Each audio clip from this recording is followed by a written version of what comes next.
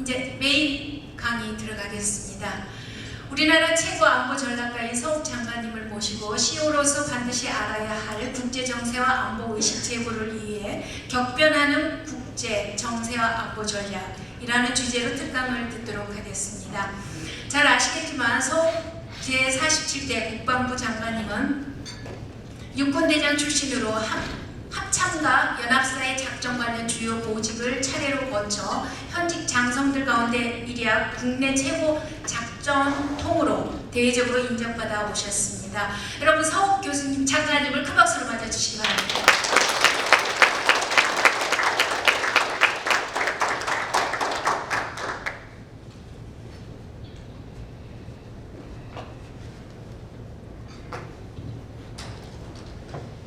작가님 강의 듣느라고 강의 준비를 하는 거 자료도 꺼내고 했어야 되는데 좀 늦었습니다. 여러분 반갑습니다. 가참의 말씀으로 소개를 좀 받아서 공부스럽습니다. 저는 3달 전까지만 해도 대한민국을 지키는 국방부 장관직을 수행했고요. 그 이후에 쉬면서 여러 가지 다른 준비들을 반가운 얼굴 그랬는데 윤국 우리 부사장님 이제 1년 선배시고요. 장성단의 일원으로서 같이 생활했던 적이 있습니다. 오늘 제가 그 미래국정 포럼 최고 경영자과정 이렇게 초대해 주셔서 감사드리고, 또 우려사항은 저 역시 시간의 부족이 있어서 어떻게 해야 되나 고민이 있고, 또 우리 작가님은 여러분이 하시는 일에 대해서 이렇게 오리엔트되어서 얘기가 됐는데, 저는 이제 좀 생소하게, 그러면서도 우리 국민이라는 누구들이 좀 알아야 되는 이런 분야이기 때문에 상황에 따라서는 관심이 있을 수도 있고, 또 어떤 분들한테 좀 지루하게 느껴질 수도 있고 하는 우려 반 기대 반이 있습니다. 그거를 제가 그 준비한 것은 국방부 장관이라는 직책에 대해서 조금 말씀드리고요. 그다음에 지금 처한 한반도의 안보 환경, 또 우리 국방 이런 얘기를 하면서 혹시 이제 시간이 좀 여유가 있으면 뒤에 제가 생각하는 리더십 한 3장 정도를 말씀드리고자 합니다. 제가 군생활을 이렇게 하는 여정을 한번 그려봤는데요. 맨 오른쪽 위가 제가 81년도에 군사학교 들어가가지고 85년도에 이제 소위로 임관했는데, 강원도 양구에서 근무한 여기 이제 소대장, 젊은 시절에 소대장 사진이고요. 그다음에 이때는 이제 비무장기대 아래 근무하는 그런 시절. 여기가 이제 중대장, 연대장. 아까 어디 김명수 원장님이 어디 가시고자 하는 곳이 바로 이 부분인데요. 제 이 기억을 잘 알고 있습니다.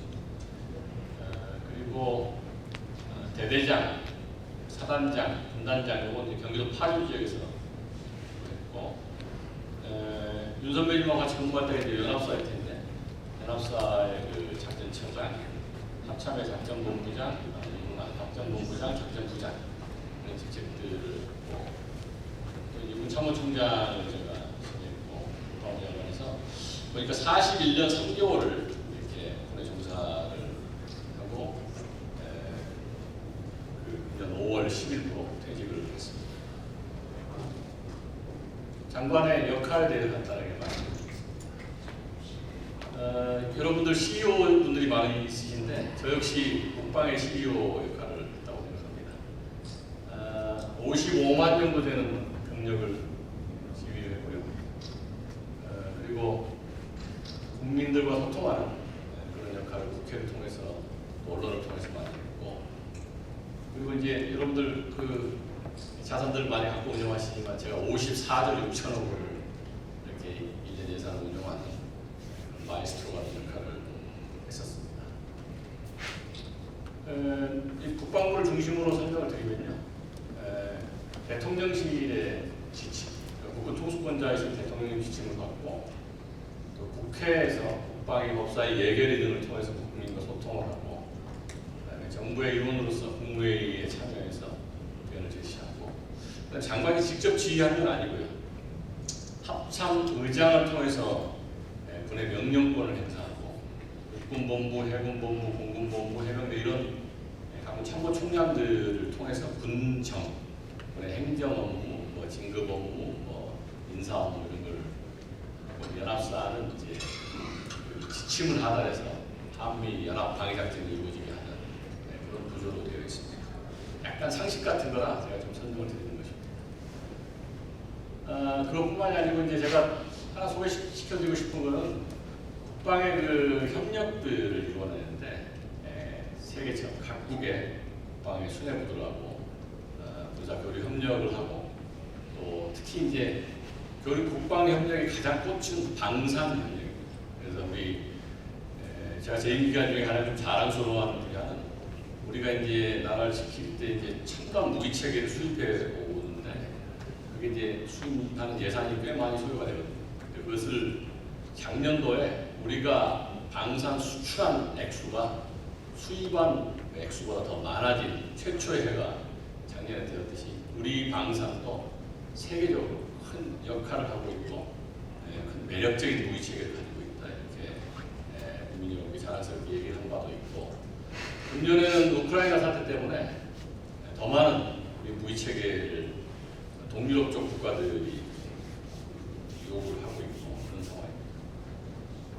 여기 뭐 저를 만나면 제가 뭐 브라더 관계를 만들어 가지고 나의 형님 아우 해가면서 제가 이렇게 잘 지냈던 사람들인데 가장 그래도 의미 있게 바이든 사람들은 미국의 국방장관, 그다음에 이제 뭐 방산 협력 등을 가장 잘 하고 있던 UAE 장관, 그다음에 이제 뭐 가나는 제가 좀 표심했던 거는 지난번에 우리 청해부대가 코로나에 배에 걸려가지고 통째로 제가 부대 교대를 시킨 적이 있는데 그때 그 국회에서 뭐 야단도 많이 맞고 했지만 그래도 저 이역 만리에 있는 배에 있는 승조원들을 공중급유 수송기를 보내가지고 가나의 협조를 받아서 이렇게 부대시키는 그런 성과도 있었고 조금 이따 설명드리겠지만 미라클 작전을 수행할 때 파키스탄 장관하고 협조도 하고 이렇게 한 바가 있습니다. 우리 이제 군인들은 콜사인 이렇게를 많이 사용하는데 특히 미군 문화이긴 한데요. 특히 이제 조종사 문화. 매티스 장관이 72세인데 그분이 이제 그 콜사인이 대령 때 부하들이 주로 붙여주는 건데 콜사인을 캘리오스라고 Colonel has an outstanding solution.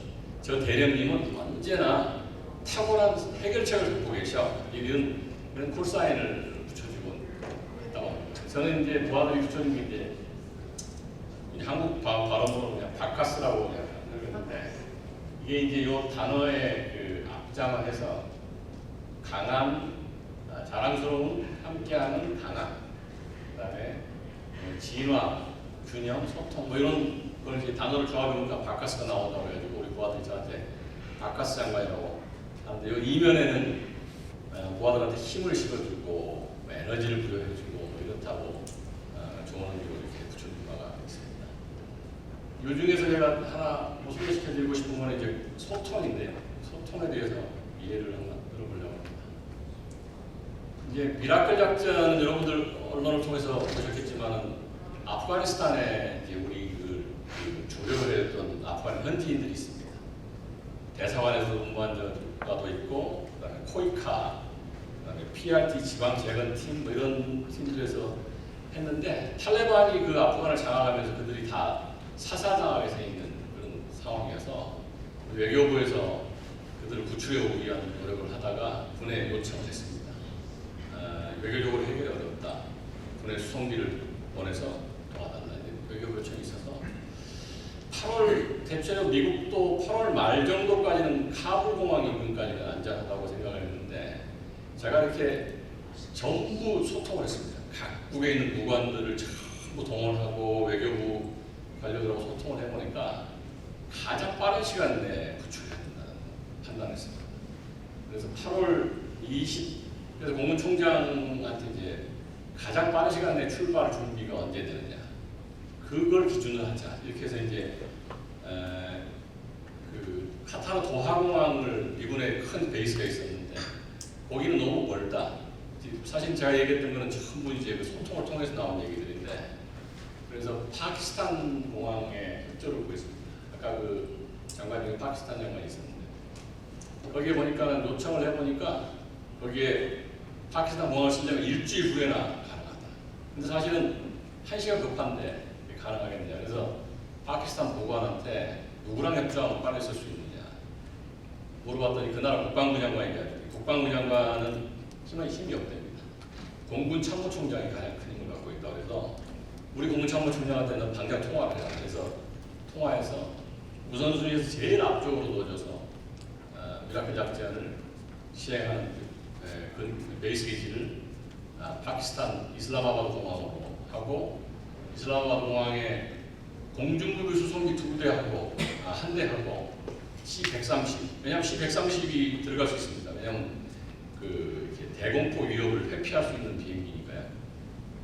공중급유 수송들이 일반 여객기랑 같아서 그건 안 돼서 이슬라마바드 공항에 내려놓고 C-130을 보내서 2대를 이렇게 이슬라마바드 공항에 철수시켜서 이렇게 하는 그런 쾌거를 했는데, 그 안에 내가 착안하지 못했던 건 우리 또 장병들이 착안을 해서 승무원들 거기 있는 좋아하는 인원들 중에서 영유아가 많다, 뭐 미군과 협조가 필요하다 이런 걸 모두 다 협조를 통해서 이렇게 안전하게 한국에 도착시켰던 그런 쾌거를 이루고 갈 수 있었는데, 이것이 현지에 있는 그 부관단들, 외교부 직원들 이런 사람들과 소통을 잘해서 이뤄낸 거 아닌가 이런 생각이 들고, 우리가 구출해온 다음 날 카불 공항에서는 폭탄 테러가 나가지고 그 이후에는 아무도 거기서 탈출시키지 못했던 그런 일이 있었습니다. 일본의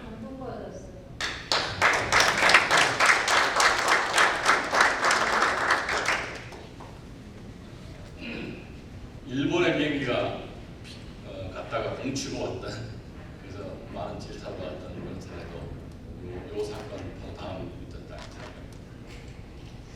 시간이 없어서 조금 제가 슬라이드가 49장이라고요. 그래서 그냥 이 슬라이드 눈으로 보시면서 제가 필요한 얘기만 간단하게 하는 것으로 해야 시간을 맞출 수 있겠구나 이런 생각을 합니다. 잘 아시다시피 한반도의 특징은 대륙 세력, 해양 세력이 이렇게 교차하고 충돌하는 지역인데,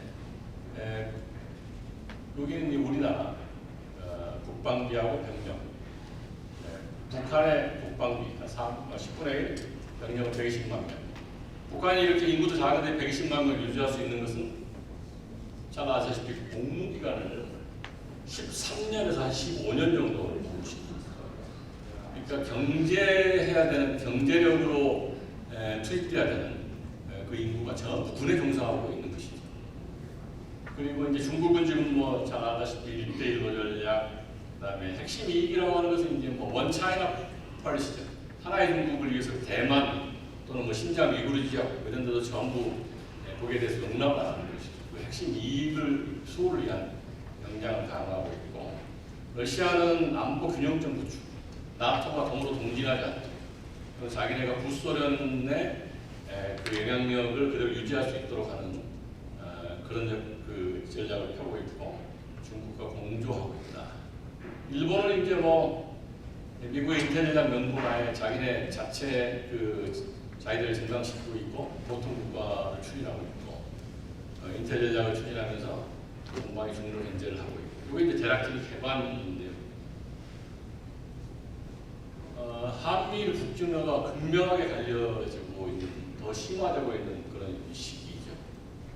그 중에서 한미일은 자유민주주의와 시장경제의 공동 가치가 있는데, 조금 헷갈리고 있는 것이 이제 한국과 미국, 미국과 일본은 동맹관계인데, 사실은 한국과 일본을 동맹관계로 착각하시는 분들이 있는데 사실 동맹관계는 아니고, 국교는 정상화되어 있지만 늘 협력도 하지만 갈등이 늘 공존하고 있는 그런 관계인 것이죠. 최근에는 한미일 외교장관 회담을 하면서 북한의 핵 미사일 위협에 대한 대응을 주로 잘 해나가는 것으로 보다 진전을 보이고 있는 그런 협력 관계를 유지하고 있습니다. 북중러는 과거 공산주의 국가로 공동의 가치를 공유하고 있는 것을 잘 아실 거고요. 북한과 중국은 동맹국입니다.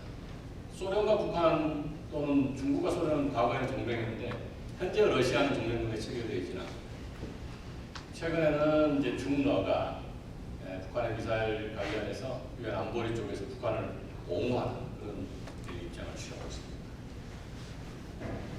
한미 관계는 잘 아시다시피 가장 중요한 우리 그 동맹 관계인데 자유민주주의와 시장경제를 공유하고 있고 상호 방위 조약으로 동맹 관계 형성이 됐는데 지금은 무역 투자 분야를 포함해서 기술 분야 동맹까지 전부 전방위로 동맹 분야 확대되고 있다고 생각하고 이 왼쪽에 있는 게 이제 이 SCM하는 사진이 있는데 작년 11월에 한미 안보 협의회를 통해서 사실은 한미 관계가 조금 정치적으로 좀 어려움이 있었던 것도 있지만 한미 관계는 늘 군사 동맹 중심으로 되기 때문에 밀리터리 투 밀리터리 관계는 늘 공고하다 이렇게 여러분 자신 있게 얘기를 할 수 있습니다.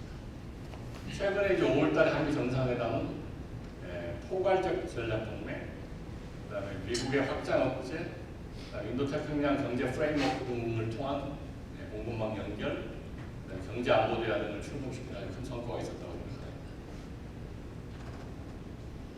중국 문제가 요즘 조금 뜨거운데요.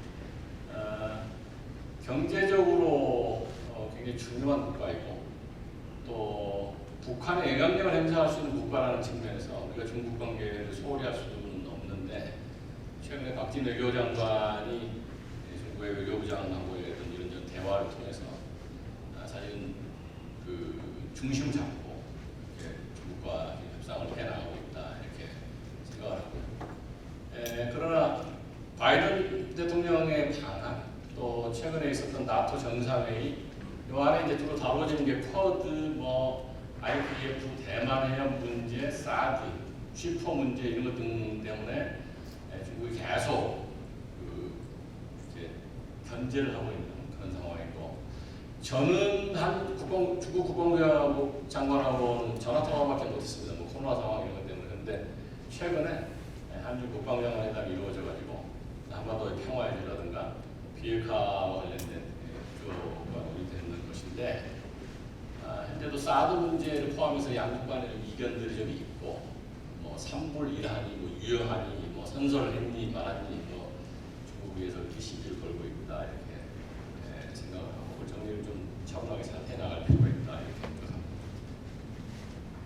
북중 관계는 2013년 즈음에는 북한의 미사일 발사 핵실험 3차 핵실험 즈음에 대북 제재에 중국이 동참했는데 거기에 불만을 갖고 중국과 북한 관계도 별로 좋지 않았습니다. 근데 이제 18년 이후에 5차례 북중 정상회담으로 우호 관계가 상당 부분 회복된 걸로 보여지고 김정은은 7월 27일 날 우이탑 헌화를 통해서 북중 관계를 강화 시사하고 최근에 특이한 것은 이영길 국방상이 북한과 중국도 전략전술적인 협동 훈련을 해보자 이런 제의도 했다고 하는데 아마 중국이 받아들이지는 않을 거로 현재는 생각을 합니다.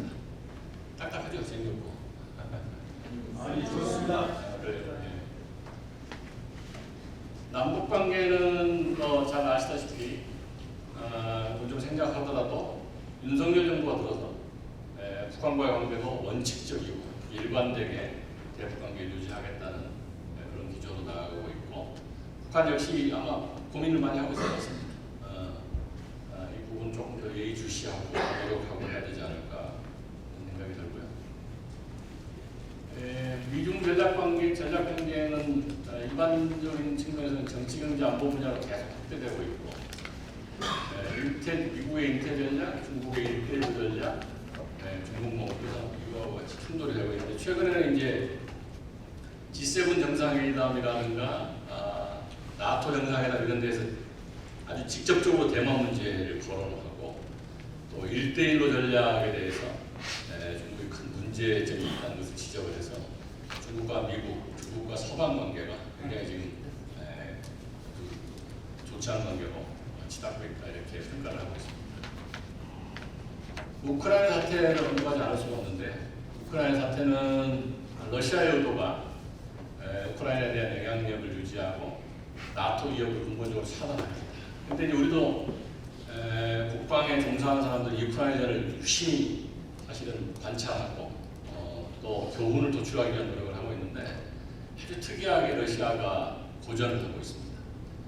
1단계 작전 즈음에서 완전히 자기들의 전쟁 목표를 달성할 수 있으리라고 생각했는데 그것이 잘 되지 않았고 3개 축선에서 공격을 했는데 북부 지역의 키이우 쪽은 사실은 뭐 철수했다고 보는 것인데 그게 좀 특이한 사항들이 그 두 가지 측면에서 러시아의 과오가 있는 것 같아요. 정보가 왜 그 과오를 범한 거 아닙니까? 2014년에 크림반도를 석권할 때 사실 무혈입성이거든요. 거기는 러시아 지지하고 해서 거기는 뭐 우크라이나 군 자체도 그냥 아예 항복하고 나오고 하는 그런 것을 이번에도 그럴 것이다라고 아마 러시아가 착각한 거 아닙니까? 근데 사실 2014년 이후에 우크라이나는 굉장히 큰 국방 개혁을 해서 국민의 마음도 결속을 다지고 또 서방에 나토하고 협조해서 그 나토의 무기 체계들과의 상호 운용성을 강화하고 하여튼 준비들을 많이 했던 것을 착각하지 않았나 이렇게 생각이 되고 두 번째는 지휘 통제 측면에서 그것을 특별 군사작전이라고 명칭을 또 붙였습니다. 그러니까 이제 이게 전면전이 아니죠. 전면전은 완전히 전쟁으로 해서 전쟁법을 적용하고 장병들이 이탈을 하면은 전쟁법을 적용시켜야 될 텐데 특별 군사작전은 그냥 들어가면 무혈입성이 될 것이다. 또 전면전의 선포를 통하지 않았기 때문에 법률적으로 전장 이탈한 군인들을 전장 이탈범으로 다루지 못한 그런 아이러니한 일들이 이루어지고 있다 이렇게 보여지고 있습니다. 더 많은 얘기를 할 수 있지만 전쟁의 특징은 굉장히 그 첨단 정보 전쟁, 아주 뭐 전황을 생중계하고 SNS에 그대로 노출이 되고 하는 그런 형태의 전쟁이 등장했고요.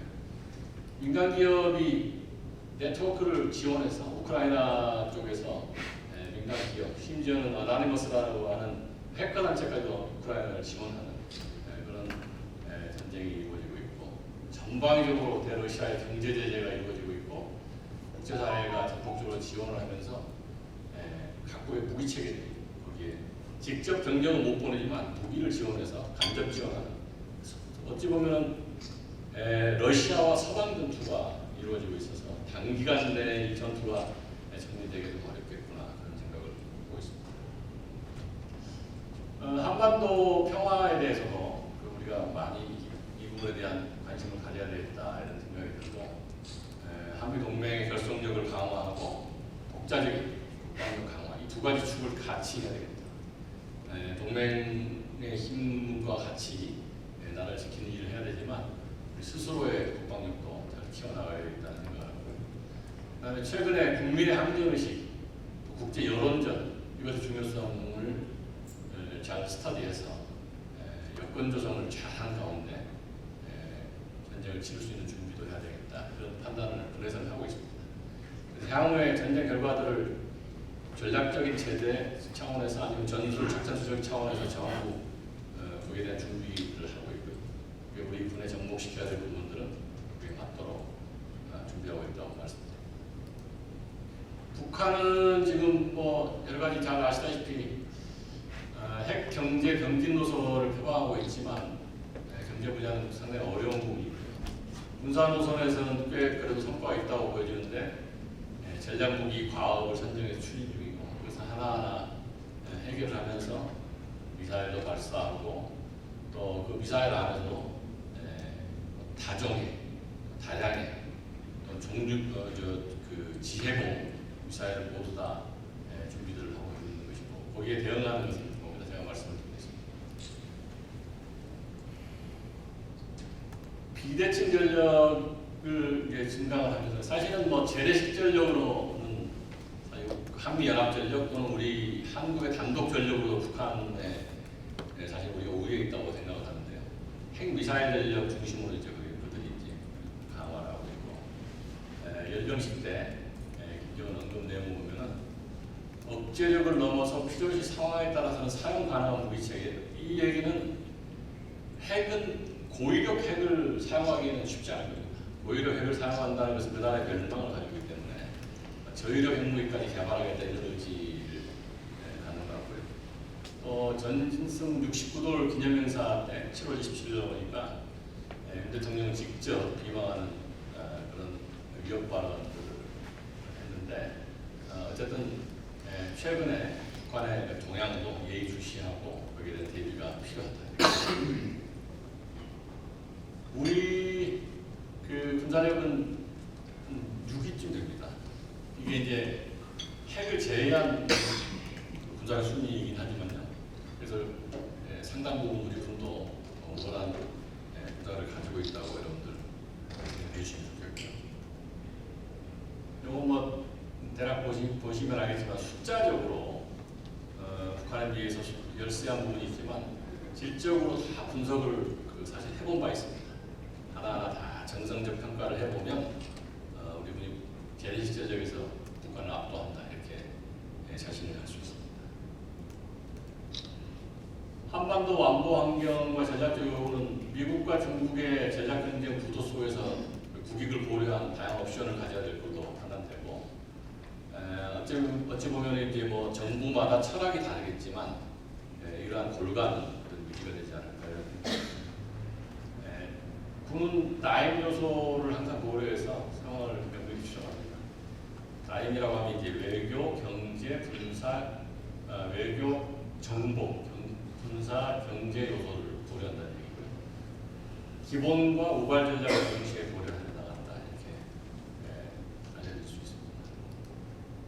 그 전략적 요구는 안보 상황을 고려해서 국방 전략을 보완하고 군사를 변경해 나가는데 미중의 역학 구도를 잘 보고 동북아의 안보 환경을 보고 그다음에 우리의 기본 전략, 우발 전략, 우발 계획을 수립하자 이런 생각을 가지고 우리는 대비를 하고 있다고 생각합니다. 조금 자세히 얘기를 드리면 전략 목표는 강력한 대북 억제력을 유지하면서 한반도 완전한 비핵화를 추구하고 그를 위해서 주변국과 군사적으로 신뢰관계를 구축하고 국방 협력에 외연을 하겠습니다. 이제 제가 정리해 보니까 ABC 전략이라고 하면 조금 머릿속에 넣기 좋겠더라고요. 그래서 Alliance, 그래서 한미동맹의 국가나 연합방위태세를 기반으로 한다. 제가 이제 뭐 콜사인에서 나와 있지만 밸런스를 유지하는 건데요. 주변국과 협력 관계를 균형감 있게 발전시킨다. 그다음에 이제 C는 Cooperation, 동남아, 대양주, 인도양 등으로 아까 그 많은 협력 파트너들하고 이렇게 관계를 유지하듯이 외연을 확대시키는 어떨까 이렇게 생각을 해봤습니다. 여기는 뭐 중국태니까요. 여러분 참고되시라고 제가 잠깐 말씀드리면 연합방위 체계는 이렇게 되어 있습니다. 한국 국방부와 미 국방부가 협력하는 것이 SCM. 아까 그 한미 장관이 이제 연례 협의 회의 하듯이 그것은 이제 뭐 상시도 하고 이렇게 연례적으로 하기도 하는데 그 아래 레벨에서 한국 합참과 미 합참이 군사위원회를 하겠습니다. 밀리터리 커미티라고 하는 것에서 전략 지침을 내리면 그것을 구현하는 게 이제 연합사입니다. 어찌 보면 연합사라는 것이 그 미국의 부대다 이렇게 생각하는 사람들이 있는데 그렇지 않고요. 한미가 장관 또는 한미 합참의장이 내려주는 전략 지침을 구현하는 제대이고 부대이다. 지분이 뭐 사령관이 미군이면 지분이 50대 50까지 아니면 51대 49는 안 되겠습니까? 근데 이제 전자군 연합이 되면은 여기 사령관을 한국군이 하지 않지 이런 얘기고요. 그 아래서 이제 지상군, 해군, 공군, 해병대 이렇게 이제 구성군 사령부와 연합해서 임무 수행을 하고 있다. 요게 이제 한반도에서 있는 연합방위 체계이고 이것은 뭐 전 세계에서 유일한 그러면서 가장 효율적인 연합방위 체계라고 평가를 받고 있습니다. 그리고 다음 거는 좀 시간상 생략하고 그 다음에 이제 그것뿐만이 아니고 이제 그 한미 동맹뿐만이 아니고 아세안, 인도 등 신남방 국가들과 전 세계 공동 번영 또 평화 실현을 목표로 해서 국방부의 협력을 추진하고 있는데 이게 이제 그 다자안보 협력의 활성화의 일환으로 한국 그 하얏트 호텔에서 PKO 국방장관 회의가 열렸던 모습입니다. 그 대체로 이 세 가지인데요. 다자안보 협력할 때는 평화, 그다음에 그 인간 중심, 원형 중심 이것 중에서 가장 우리한테 그 도움을 받고자 하는 것이 이제 뭐 화생방 분야, 뭐 해양 행정 분야, 대테러 분야 이런 것에 대해서는 우리 군이 초월한 능력을 갖고 있다고 평가해서 아세안 국가들이 요청들을 많이 하고 있다 이렇게 말씀드릴 수 있습니다. 북한의 핵 미사일 체계인데요. 짧은 시간 내에 어떻게 설명할까 모르겠는데 지금 7차 핵실험 징후가 있는데 내가 보기에는 좀 저위력 핵무기를 개발하기 위한 준비 아닌가 이런 생각이 들고요. 미사일은 공격 체계 위주의 미사일을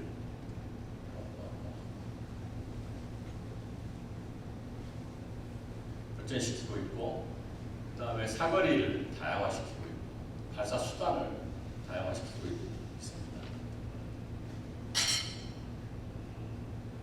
좀 도움을 드리려고 정리해봤는데, 지난번에 국회에서 저한테 선제 타격을 국방부가 우리 한국이 하느냐 안 하느냐 이런 질문을 지난번에 선거 캠프 열렸을 때 저한테 얘기했을 때 저는 난감한 상황이었는데, 왜냐하면 한쪽 캠프에서는 선제 타격하겠다, 이쪽 캠프에서는 선제 타격이 웬 말이냐, 뭐 전쟁하려고 하느냐 이렇게 했던 그 시절이 있었는데, 제가 답을 저는 대한민국 국방부 장관으로서 국민을 지키는 어떠한 옵션도 갖고 있습니다 이렇게 들어서 답변을 한 적이 있는데, 명확하게 그 표현하는 선제 타격이라는 용어보다는 자위권적 방어 조치라는 용어를 씁니다. 그것은 그 여러 가지 조건이 있는데요. 요겁니다. 적의 공격이 임박하거나 지금 선제 타격을 하지 않으면 돌이킬 수 없는, 소위 국민을 보호할 수 없는 상황이 될 때는 타격을 하러 들어갑니다. 적이 공격하지 않았습니다. 이것을 선제 타격이라고 하기 때문에 선제 타격의 옵션이 있다는 것인데, 용어는 가급적이면 유엔 헌장에 명시된 자위권적 방어 조치라는 용어를 저는 쓰고 싶고, 그 다음에 예방 전쟁은 지금 전쟁하면 전쟁을 좀 더 유리하게 이끌어갈 수 있겠다. 이 용어는 국제법적으로 허용되지는 않습니다. 그 다음에 이제 여러분한테 레프트 오브 런치라는 말인데요. 런치 전에 발사 준비, 발사 이후 이런 그 상황에서 발사 왼쪽에 있으니까 발사 준비 단계 아니겠습니까? 발사 직전에 이제 교란을 통해서 그 악성 코드, 전자기파 등을 통해서 무력화시킬 수 있는, 이렇게 할 수 있으면 제일 좋은 것이 아니겠습니까? 물리적 파괴 수단과 비물리적 파괴 수단을 동시에 가는 옵션은 통상 군사적으로는 두 가지를 다 같이 갖고 있으려고 노력을 합니다. 그 이제 삼축 체계라는 용어를 여러분들 가끔 언론에 나오는데요. 하나가 킬체인, 하나는 KMPR, 하나는 KAM입니다. 그래서 이게 이제 삼축인데, 요거는 이제 묶어서 어느 정부 시절에는 전략적 타격, 한국 미사일 방어 이렇게 한국말로 썼던 시절도 있었고, 그런데 내용은 똑같이 있는데 왜 삼축 체계를 없앴는가? 없애는 건 아니고 용어만 좀 달리 썼던 것인데, 결국은 탐지에서 결심하고 타격하겠다는 그런 전략적 타격 체계고, 그러기 위해서는 가장 중요한 것이 정보입니다.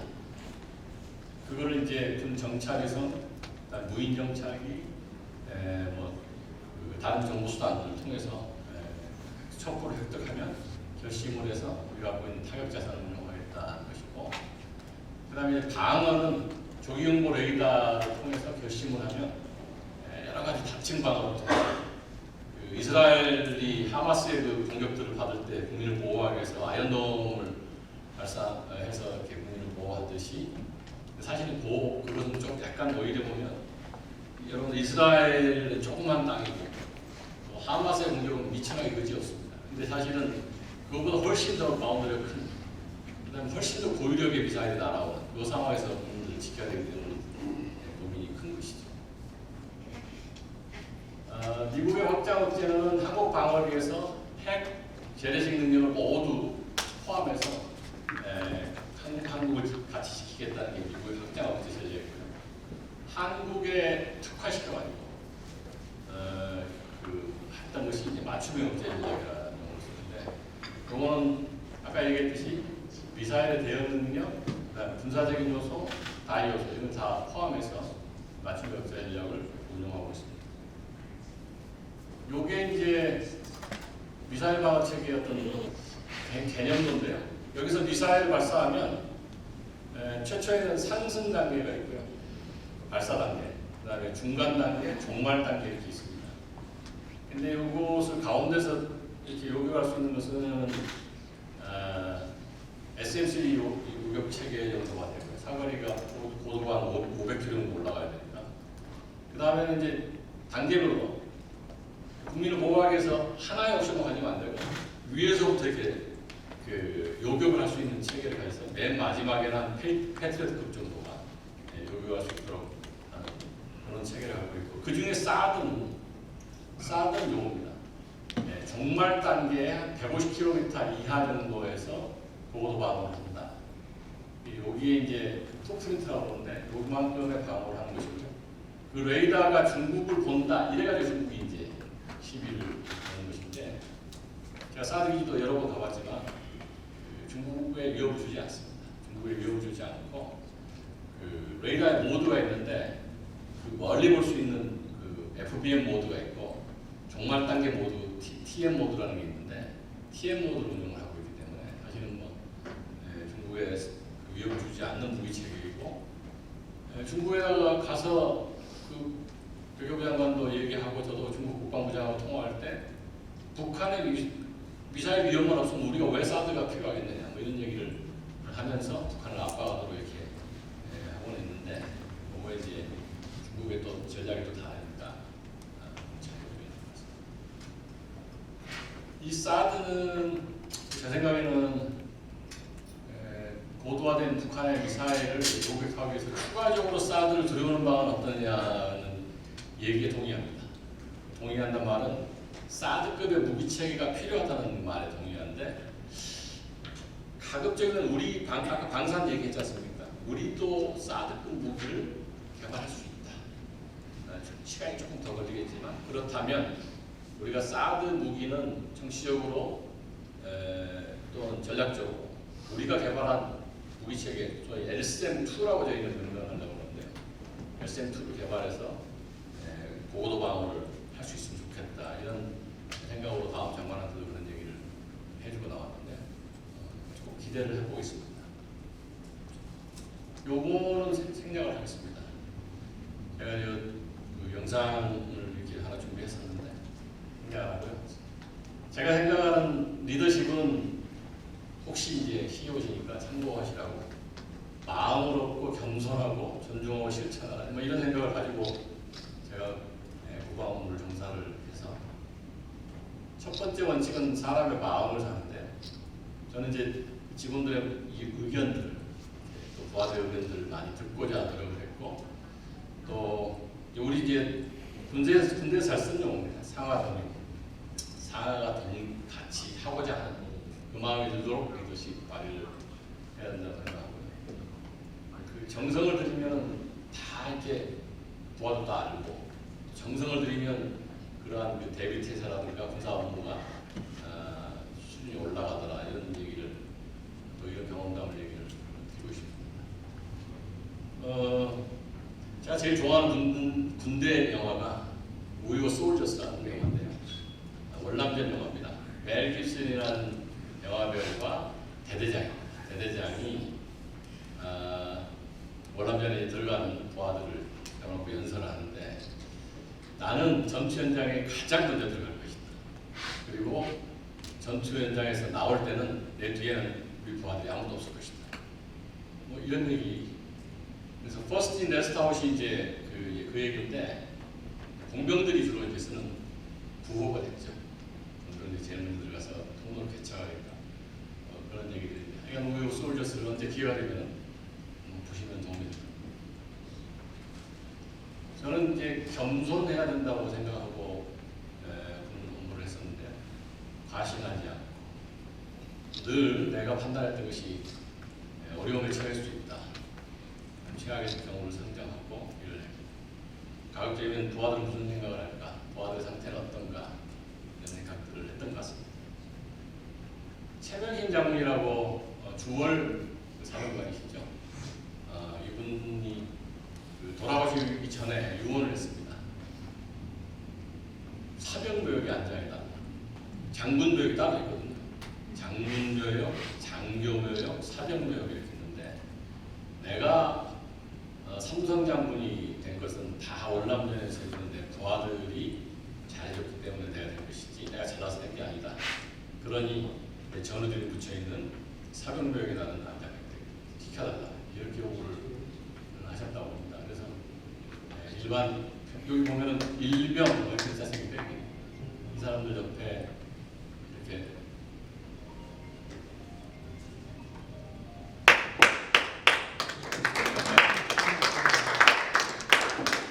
갑자기 전화를 쓰려면 그냥 박수를 치셔서 감사합니다. 세 번째 저는 존중하고 또 실천하기 위한 노력을 했는데요. 예의를 지키고 사랑하고 실천하자 이렇게 생각을 하면서 문장을 했습니다. 이 말이 있는데요. 신사군이충 군사신이라는 말이 언어편에 나오는데 신하는 임금을 섬기는데 충성으로 섬긴다 이런 말이죠. 신하가 임금을 섬기는데 충성을 섬기는 건 뭐 당연한 거 아니겠습니까? 근데 문제는 그 다음 부분입니다. 군주도 신하를 다룰 때 예로서 다룬다. 뭐 이런 얘기인데요. 군이 특히 부하를 아무렇게나 함부로 다뤄도 된다. 이건 아니라고 생각을 해봤습니다. 부하를 소중하게 생각하고 예의를 갖춰서 다뤄야 된다. 제가 늘 부하들한테 또 중간 간부들한테 이런 얘기들을 하면서 공생을 했는데 부하들도 하나의 인격체이고 그래서 예의를 갖춰라 이런 얘기를 해서 드렸습니다. 메가드 장군을 좋아합니다. 제가 메가드 장군 같은 경우는 인천 상륙작전의 영웅이고 뭐 대단하신 분이죠. 근데 이제 메가드 장군을 만나면 메가드 장군이 얼마나 훌륭한가를 알 수 있습니다. 대화에. 근데 그보다 내가 더 좋아하는 분은 이분입니다. 아이자나와 장군은 그 사람을 만나면 내가 얼마나 훌륭한가를 알 수 있습니다.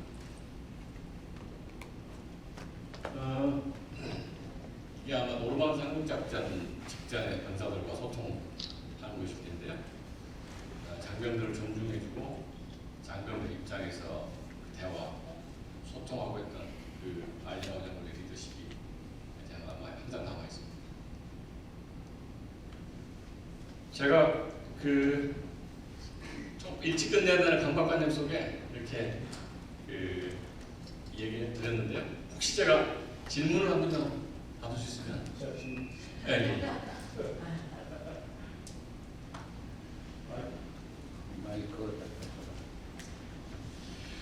먼저 정말 바쁜 일정 마다하지 않냐고 이렇게 귀한 강의. 원래 전문 강사보다 더 강의 여러분 더 잘한 거 아니고 느끼시죠?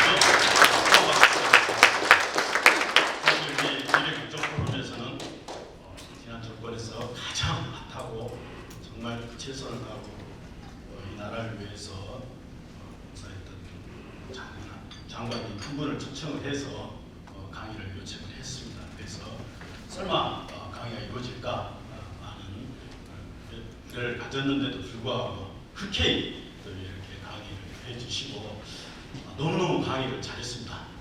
다시 한번 고마운 말씀 부탁드리겠습니다. 제가 5가지 정도 질문해도 되겠습니까? 답변하기 어려우면 안 하셔도 좋습니다. 하나씩 제가 말씀드리겠습니다. 급변하는 세계 정세 앞으로 우리나라가 군과 관련해서는 어떤 부분이 가장 발전돼야 하느냐, 그 부분이 가장 귀치가 주목이 되거든요. 나날이 발전되는 그런 군사 문제에 있어서 특히 우크라이나 전쟁에 있는 사태를 보더라도 알 수가 있겠습니다만은 우리나라가 과연 그 관련해서 어떤 부분이 가장 우리가 중점적으로 다뤄야 하고 발전시켜야 할 것인지 보고 싶습니다. 계속. 한꺼번에 답을 해주시죠. 안보 전략과 작전 관련 주요 보직을 차례로 거쳐 작전을 정말 훌륭히 잘 수행하셨는데 혹시 기억에 남을 만한 작전이 있으시면 말씀해 주시면 고맙겠습니다. 또 육군 참모 총장 이후 국방부 장관까지 재임을 하셨는데 지난 41년 동안 공무하시면서 어떤 보직이 가장 만족스러웠든지 그 부분도 밝혀주시면 고맙고요. 또한 육군 사관학교를 졸업하시고 일생을 국방을 위해 노력하셨는데 젊은 시절로 다시 되돌아간다면 똑같이 과연 군인이라는 직업을 선택했을는지 좀 의문이 가거든요. 그걸 다시 선택하시겠는지 묻고 싶습니다. 모든 일을 훌륭히 잘 수행해 오셨는데 앞으로가 문제일 것 같습니다. 미래에 대해서 혹시 이루시고 싶은 목표가 있으면 이 자리를 통해서 밝혀주시면 감사하겠습니다. 감사합니다.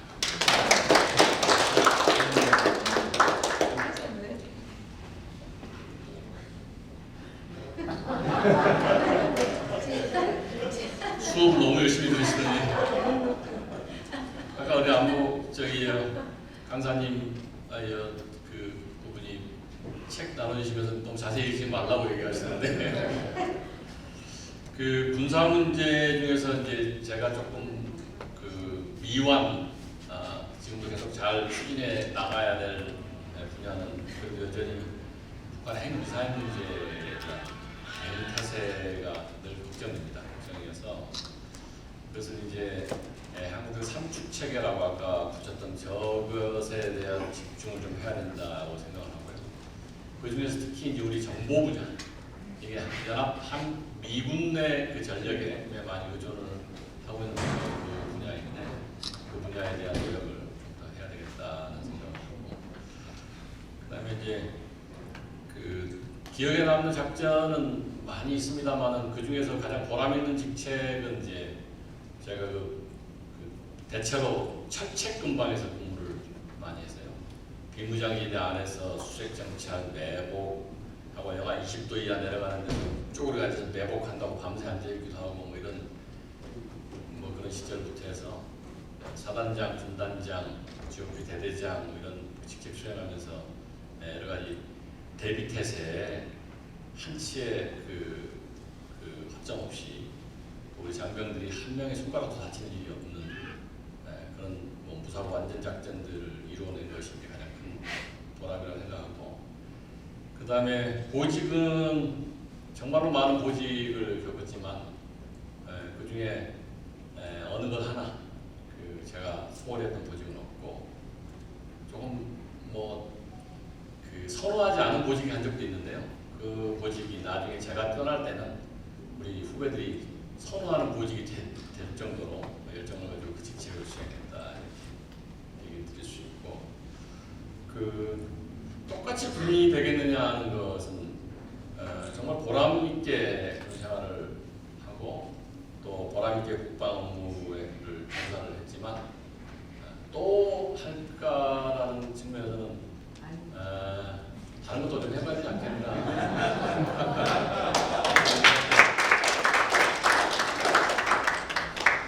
들고 또 미래에는요 아직 잘 모르겠고 저한테 주어진 그간의 일들이 이제 사실 뭐 많이 벅찬 일도 있었고 또 보람된 일도 있었지만 앞으로 또 저희한테 맡겨질 일이 있다면 더 열심히 잘할 그런 각오는 돼 있는데 미래에 대해서는 아직 잘 답변드리기 좀 어려운 상태에 있음을 양해해 주시기 바랍니다. 감사합니다. 네, 장관님 일단 잘생기셨습니다. 저기 선물 돌아다니다 보니까 울릉도 갔다가 독도를 갔더니 울릉도 갔다 독도를 갔더니 독도에 군인들이 지켜야 되는데 경찰들이 지키고 있었어요.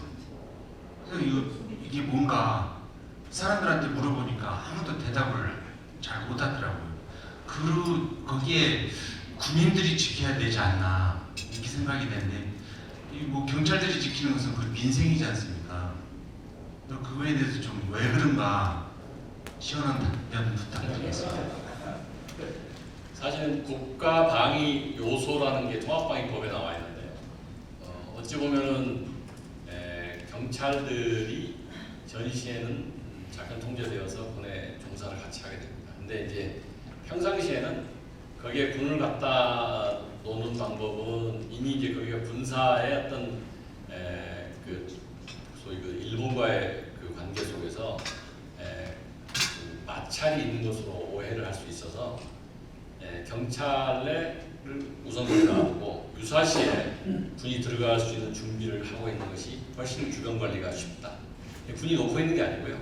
경찰을 우선 놓고 있는 거죠. 그래서 이것이 치안 정도로 해서 가볍게 넘어가야 일본도 군을 투입하는 것보다 순시선 같은 게 가끔 오는데요. 거기도 경찰이거든요. 그러니까 걔네들하고의 관계를 먼저 하고 그러나 군이 언제든지 투입할 수 있도록 준비를 하고 그런 훈련도 있고 사실은 로키로 약간 로키로 지금 다들 하고 데이비드를 갖추고 있다고 결국 실질적으로 군이 지키고 있다고 생각합니다. 예. 지금까지 어디서도 들을 수 없었던 국방에 대한 보급 정보를 많이 알게 돼서 감사합니다. 더군다나 직전 국방장관으로서 좀 이런 자리를 승선한다는 것이 상당히 좀 중요했을 것인데 나와서 감사합니다. 두 가지만 좀 보겠습니다. 이 아까 군 무기 수출이 수입보다 많다 그랬는데 주요 그 수출 항목은 무엇이고 또 그 성능은 세계에서 어떻게 인정을 받고 있는지 그 점에 대해서 말씀해 주시고 또 하나는 지금 사대에 대해서 한중 국방장관이 그 만나가지고 중국에서 굉장히 그 여러 가지로 민감한 반응을 보이는 것 같더라고요. 그래서 그 문제를 어떠한 방식으로 해결했으면 좋을 것인지 장관님께 보고를 드리겠습니다.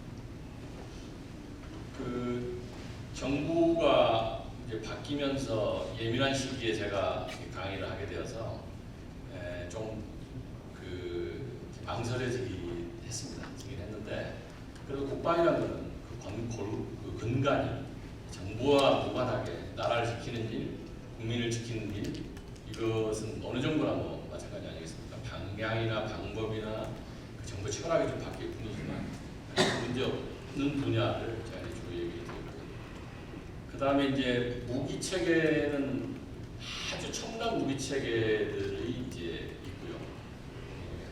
소위 그 스텔스급 비행 전투기 정도가 있고 또 그 아래급 전투기들이 있고 또 미들급이 있고 그럴 텐데 그 하이급 전투기 소위 그 F-35A라든가 F-22 랩터라든가 이런 전투기급들은 위협이 굉장히 큰 나라가 필요하죠. 근데 우리가 수출하는 나라들은 중동, 동남아시아 뭐 이런 나라들은 그렇게 하이급은 필요 없습니다. 우리가 갖고 있는 뭐 K2 전차, 그다음에 아까 지금 방어 무기 체계인 뭐 MSAM, LSAM 이런 무기 체계들이 있지 않습니까? 이것이 꼭 필요한 거거든요. 그런 나라들. 그 나라들한테 딱 맞는 무기 체계가 우리가 지금 갖고 있는 뭐 첨단 무기 체계이어서 제가 그 중동 지역에 있는 장관들하고 이렇게 그 대화를 해보면 우리 무기 체계가 딱 자기네들이 필요한 무기 체계 수준이다. 그 다음에 그들이 요구하는 것은 사고 파고 관계가 아니고 기술 이전, 현지 공장에서의 생산 이런 것 등을 요구하는데 또 우리 업체들 만나서 대화해 보면 그런 의향들도 충분히 갖고 있어서 거기에 그 부응해주고 그다음에 가격도 경쟁력이 있고 그래서 우리 무기 체계가 굉장히 그 매력적인 그런 무기 체계로 다들 인식을 하고 있다고 이렇게 말씀드리고 하나 제가 예를 들면 노르웨이에 갑자기 우리 방위사업청장이 가졌으면 좋겠다고 얘기를 합니다. 왜냐하면 노르웨이에서 그 독일의 레오파드 전차하고 우리 K2 전차하고 이렇게 경합을 하기 때문에 가서 힘을 실어달라고 해서 노르웨이를 갔더니 노르웨이는 전부 설상이었습니다.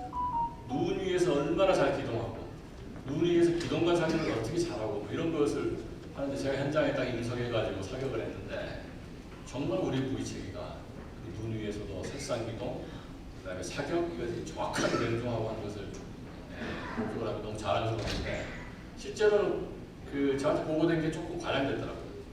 레오파드 전차가 앞서 있고 우리가 이제 한번 해보려고 하는 요 정도 위치인데 제가 가가지고 이렇게 비슷한 상태로 만들어놔서 경합을 지금 하고 있고 그다음에 우크라이나전 때문에 그 폴란드 같은 데는 K2 전차, K9 자주포 이것에 대해서 굉장히 지금 소요를 많이 내가지고 우리가 아마 부지런히 그 무기체계 생산해야 되는 그런 입장에 처해 있다고 말씀드릴 수 있습니다. 중국과 회담을 해보면 약간 고압적인 자세들이 좀 있습니다. 대국의 어떤 기질 이런 게 있지만 우리 장관들 회담할 때도 절대 그리 뭐 불하거나 그러지 않습니다. 그러지 않고 저희가 한 말 다 하고 또 우리 입장도 얘기하고 그래서 대외적으로 근데 SC를 어떻게 하냐면요. 그러니까 대외적으로 발표할 때는 자기네들이 한국 국방부장을 혼내줬다 이런 식으로 발표를 하는 거예요. 사실 그 안에서는 그렇지 않고 대등하게 하는데도 요것도 아마 지난번에 그 산불 정책을 한국에서 이렇게 선언을 했다 뭐 이렇게 한 것도 자기네들 레토릭이에요. 자기네들 레토릭이 그럴 리가 없지 않습니까? 우리가 주권이 있고 하기 때문에 절대 뭐 그렇지 않다. 중국이 약간 과장돼서 이렇게 얘기를 하는 것이다 이렇게 이해해 주시면 좋겠습니다. 예, 말씀하십시오. 시간이 이렇게 네, 죄송합니다. 예. 우리 사업 장관님 정말 이렇게 훌륭한 장관님, 국방장관을 뵐 수 있나 지금 강의를 들으면서 또 우리 국회에서 국회 질의할 때 많이 뵙고 이렇게 했는데 제가 지금 드리고 싶은 말씀은 아까 미라클 작전 그걸 볼 때 저는 군에 일하면서 특전사령부는 구호가 안 되면 대기하라. 또 경호실은 한치의 오차도 없이 신속 정확 그래요. 그래서 저는 굉장히 그걸 좋아하는데 그걸 보면서 우리나라 대한민국 국격이 이렇게 높아졌구나. 마치 007 영화를 보는 것처럼 정말 뿌듯하고 가슴을 쓸어내렸어요. 우리 그 미라클 작전 끝나고 나서 아무도 탈출을 못했잖아요. 그런데 그거를 서욱 장관님께서 해주신 게 너무나 감사하고 그래서 그 박수를 보내드리고 싶어서 제가 이렇게 마이크를 잡았습니다. 우리 서욱 장관님께 감사드립니다. 너무너무 감사하고요. 지금까지 작전 안보에 가장 훌륭한 그런 그 지략가이자 전략가로 제가 생각을 하고 있는데 우리 대한민국을 위해서 많은 봉사를 부탁드립니다. 감사합니다. 네, 감사합니다. 저도 이제 최고의 과정을 하나 나왔습니다. 이제 육군 참모총장 할 때 이제 미래 안보 전략 과정이라고 계룡대에서 하는 과정이 이제 서울대학교 공과대학 중심으로 한 그 과정이 있어서 거기 나와서 이제 그 이제 약칭 알프스라고 부릅니다. 알프스 7기 나왔는데 제가 여러분들 분위기 잘 압니다. 알프스 7기가 지금 수료한 지 한 2년 됐는데 그 어떻게든지 모임을 해서 만나서 친교 활동도 하고 운동도 하고 또 이렇게 수도 한잔 하고 이렇게 하면서 이렇게 그 친교 활동을 많이 잘 하는지 저도 가끔 나가긴 하는데 오늘 뭐 그 과정보다 훨씬 더 끈끈한 정을 가지고 있고 저는 오늘 우리 두 분 성악가 분들께 감사드리는 것은 제가 퇴직하고 난 다음에 하고 싶은 게 너무 많은데요. 그간에 한 40년 동안 제가 눌러왔던 제 하고 싶었던 일 중에 하나가 저 성악 한번 배워보면 어떨까 뭐 이런 생각도 했었거든요. 근데 오늘 두 분이 저한테 또 감동 어린 그 귀호강을 시켜주셔가지고 너무 감사드리고 아까 그 시간 부족하다고 투정처럼 했던 우리 강단님께도 많이 배우고 여러분들 질문 하나하나에 또 경청해 주시는 여러분들 그 눈망울 속에 큰 감동을 받았습니다. 세계와 미래를 향해 끊임없이 도전하는 여러분들의 건승을 다시 한번 기원드립니다. 감사합니다.